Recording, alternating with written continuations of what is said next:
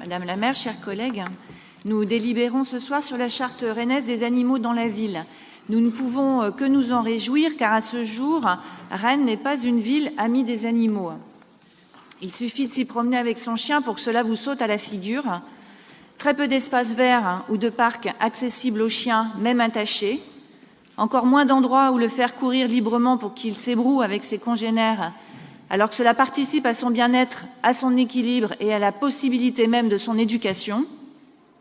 Pas d'autorisation d'accès au transport en commun s'il est grand, même équipé d'une muselière. Pas de communication publique sur l'obligation de ramassage des déjections canines par les maîtres et des risques encourus si ce n'est pas fait. Pas de sensibilisation non plus sur les obligations des maîtres envers leurs chiens, obligation de soins, de bientraitance, obligation d'éducation. Combien de personnes chaque année achètent par impulsion au salon du chien et du chiot que la ville accueille au parc des expositions un chien de race à la mode qu'on retrouve abandonné un an plus tard dans les refuges des associations de la ville. Et par ailleurs, pas de campagne d'incitation à la stérilisation des chats domestiques, rien pour informer sur les gestes permettant de maintenir ou augmenter la biodiversité, les insectes, les limaces, les oiseaux qui peuplent nos jardins, les abeilles dont on craint la disparition. Rien pour sensibiliser au bon comportement face aux espèces prolifiques. Les rats, les pigeons, les étourneaux qui se multiplient sous l'effet de nos modes de vie et de nos mauvaises habitudes. Pour résumer, pour l'instant, pas de politique publique de l'animal à Rennes. Face à ce vide, la charte permet de poser un cadre général. Elle s'engage notamment à soutenir tout ce qui permet de faire respecter la loi d'Ombreval sur notre territoire.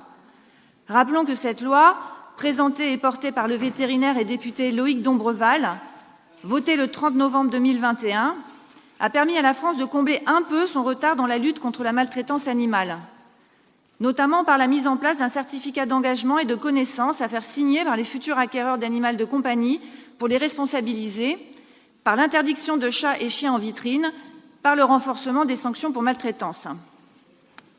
La charte que vous nous présentez ce soir a été précédée d'ateliers d'information et de débats.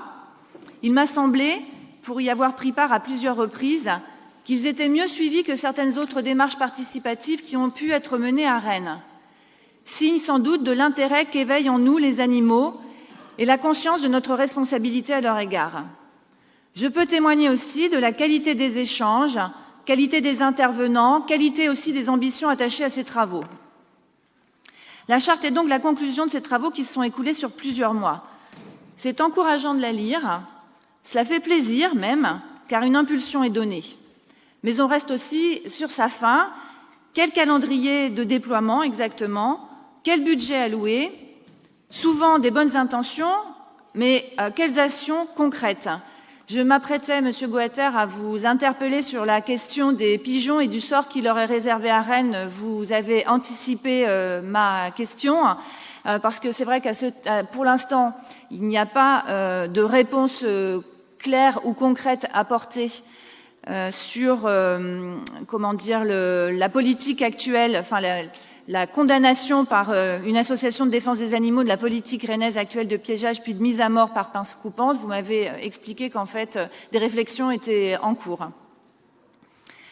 Au-delà de la note d'intention, on aimerait savoir très concrètement quel est l'agenda de mise en œuvre, quels seront les instruments de suivi et quelle garantie qu'on n'en restera pas aux vœux pieux et aux bonnes intentions. Merci.